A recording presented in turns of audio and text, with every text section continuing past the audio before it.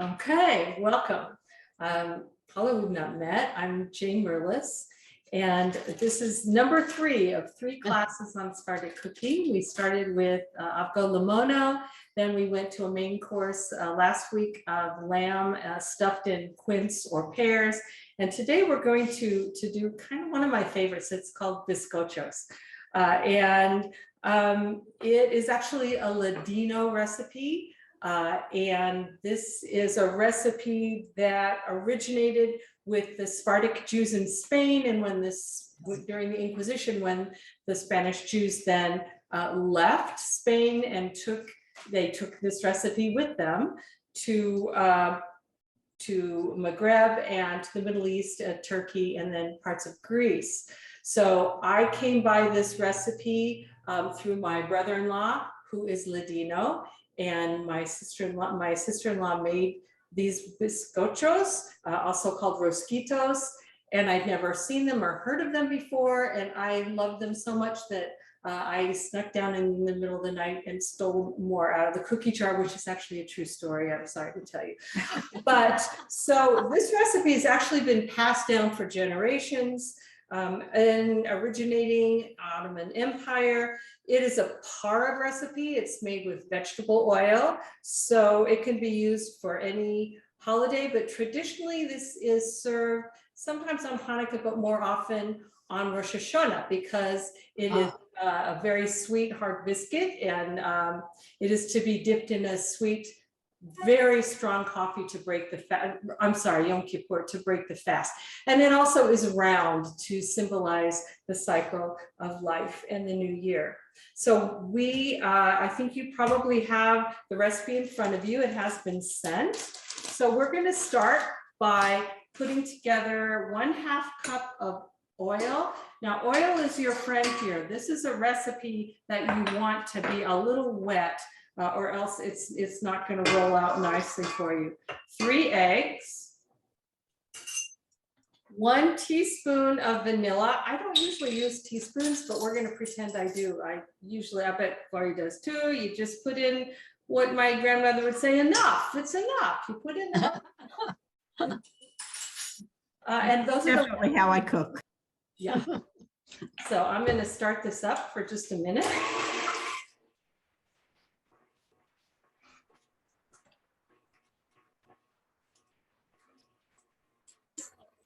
And then we add the dry ingredients, which I've sifted together previously. It is 3 cups of flour and 1 cup of sugar, about a 1/2 teaspoon of salt, and 2 teaspoons of baking powder. I generally make it pretty scant because I don't want this to be too puffy. I want it to be pretty crispy. And we're going to add it in 2 half at a time. Is it okay if people have questions to ask you questions Please during ask the program? Me questions. Mm-hmm. And the other thing I would tell you about this recipe, and all 3 of these recipes actually, they are Sephardic in nature. So those of us who grew up and have learned Ashkenazi cooking and have more of a taste for what we call Ashkenormal or Ashkenazi flavors, all 3 recipes are going to have a very different taste to them. So it's good to kind of come into that experience expecting something new and a little bit unfamiliar. I will tell you that this biscochos clearly did not take any time at all for me to get used to. They're not terribly sweet, but they are different. So let's add the first half. I'm going to put a towel around this like I do at home. And then we'll put in the rest. Maybe I'll do 3 just so that it doesn't go flying all over this beautiful kitchen.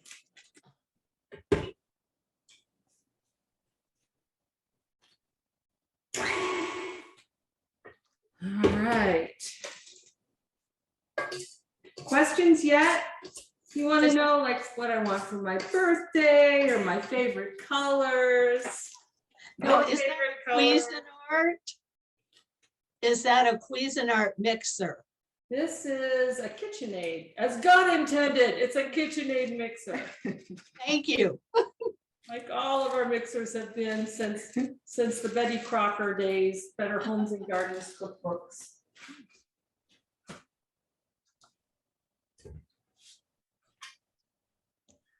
All right, do your magic, buddy.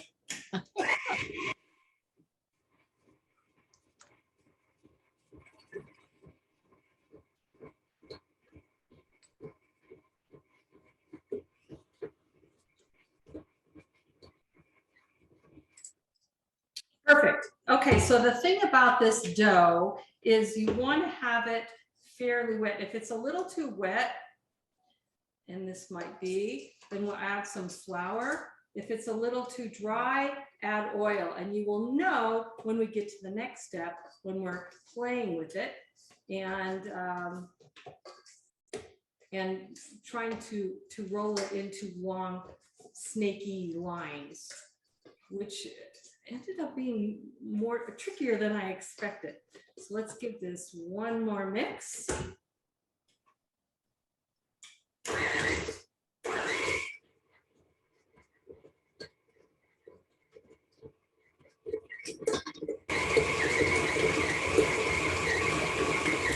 Okay, so now I'm going to show you the consistency. It's almost like a choux or like the dough that you would make eclairs or paparoras seem to be on my mind lately. And this is what the dough looks like. So it's holding together well because we're going to roll it. And this is a nice consistency for rolling. I might put a little bit of flour on the board, but boy, not too much because I'll keep some over here for good measure. The next thing we're going to do is actually make the biscochos. So this part can be made in a number of different ways. What we're going to do is take a bunch of dough like this, about this much, about the size of a matzo ball before it's cooked, I guess I would say. And we're going to roll it so that it is a long, thin line, about, it's supposed to be really thin. Some would say the size of your smallest finger. I have very big Russian hands, so we probably want it a little smaller than my fingers here. And so as you can see, I'm just rolling it into a nice line. Usually, I think the recipe says about 8 or 12 inches. I've never been able to get it that far, partly because I am not a patient person and I like to have things. Okay, that's good enough. But the other thing is when you're doing this recipe, it's like, when you're making Hanukkah cookies and you cut them out and you're decorating and it's so lovely, and like by the end of the batch, it's like you're gonna throw in whatever works and it ends up looking like who knows what.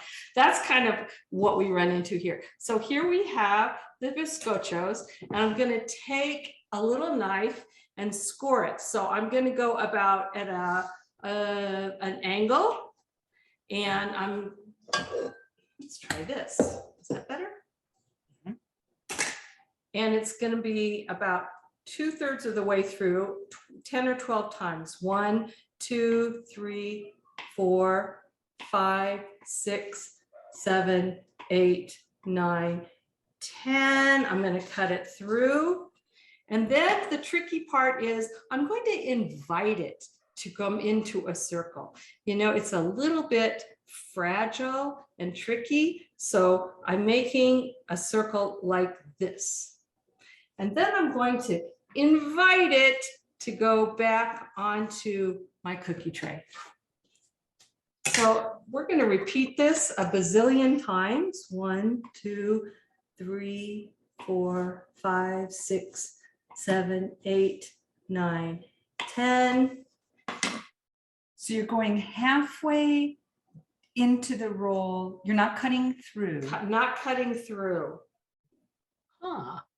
Because you want it to have the spiral. Now there are so many, it's a funny thing because this particular cookie has several different names and many different shapes. So for instance, in my sister-in-law's house, They did not, and I'll show you some, they didn't score them. They would just put them in a circle. And so they were like little round cookies, much thinner and smaller. The thinner you make the cookie, the crisper it's going to be, and really you want it just so crisp it's almost like hard. Have you ever made it into the ring and then scored it? No, I haven't. I've made it into the ring and left it Uh-huh. just because But the scoring is so pretty.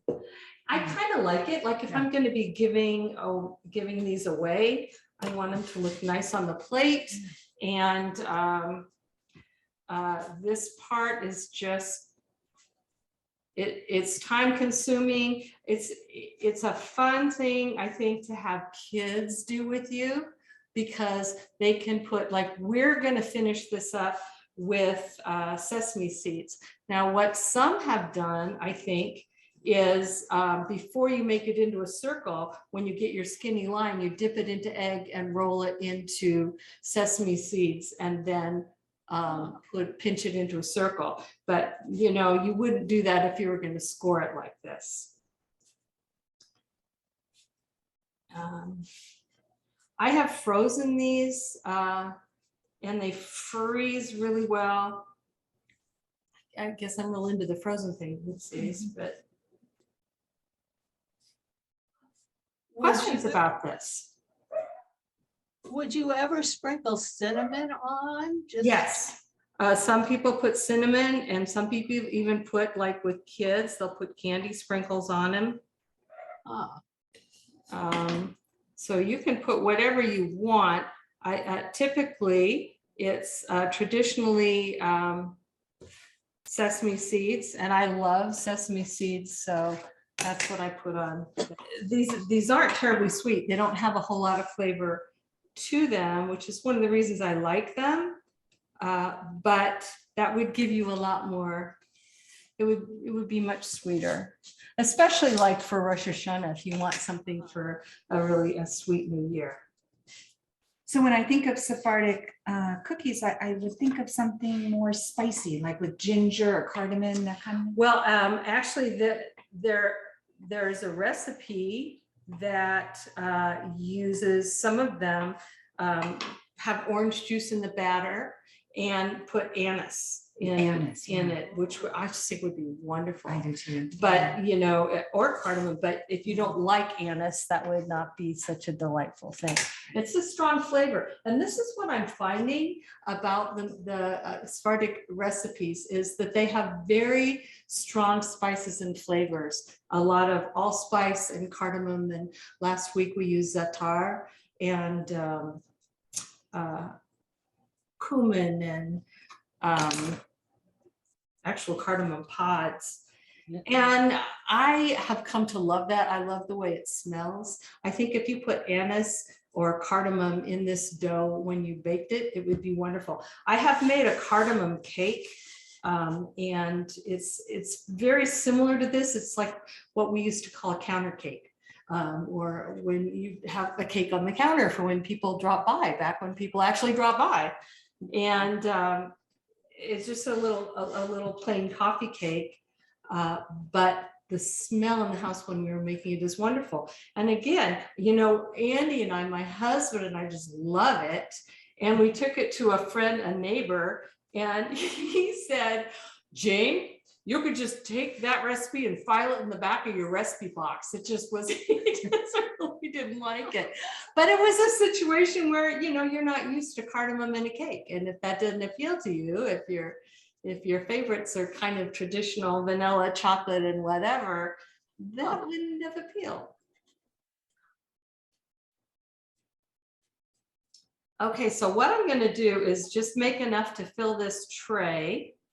And I'll show, and we'll put that in the, boy, this is rolling up really. You have good juju in your kitchen. Oh.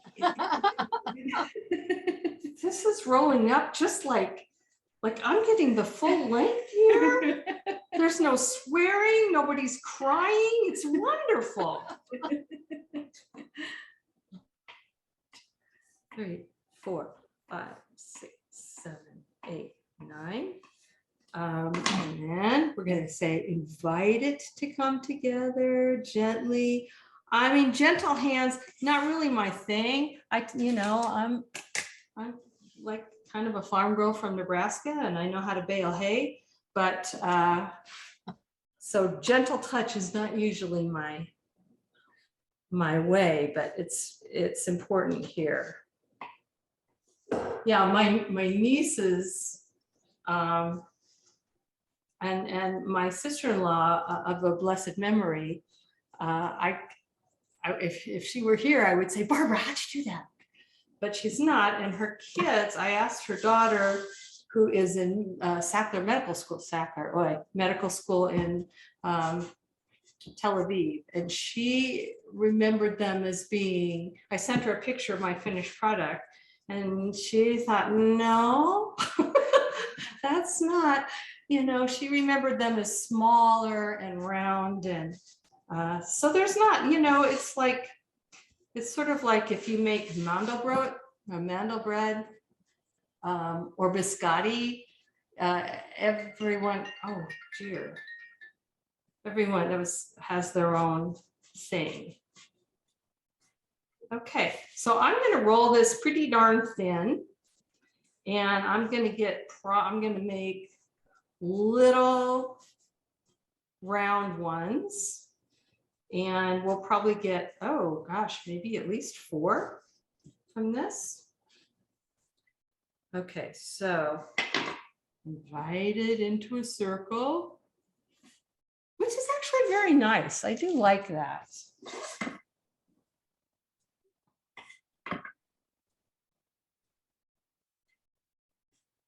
And honestly, I have never tried with the dipping in the sesame seed, but I'm kind of tempted to, because the painting and the putting the sesame seed, there's a lot of waste. I did toast these sesame seeds. I put them just in a skillet on the stovetop for a very few minutes, and they toast up really nicely.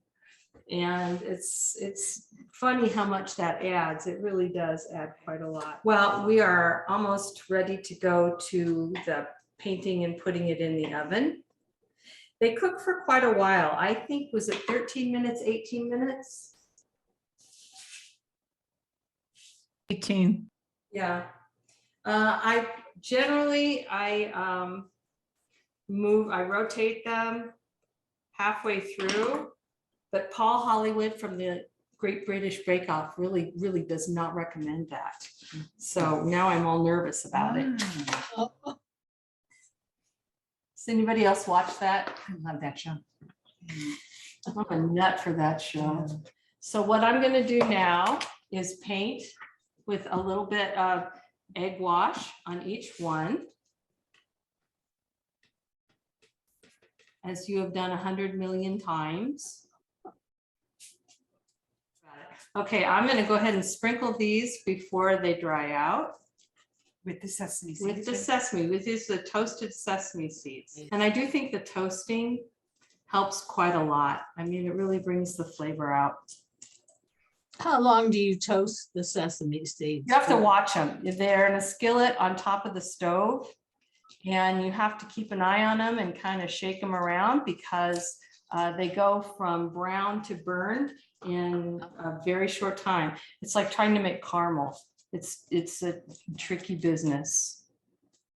So I would say it took maybe 3 minutes, 4 minutes at the most. It's very fast. But I put them in a cast iron skillet because I think that toasts things nicely.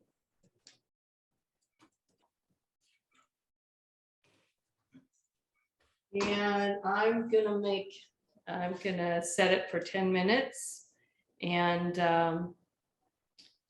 move it around.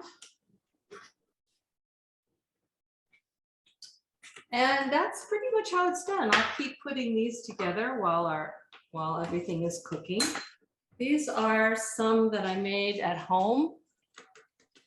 And you can see they're a little bit brown on the bottom. This is probably closer to the size that they were accustomed to. They're not terribly brown. They do get fairly dry because you want to bake them till they're pretty crunchy because they're supposed to be dipped in hot coffee or hot tea. Thank you for joining us today, and I wish you happy baking.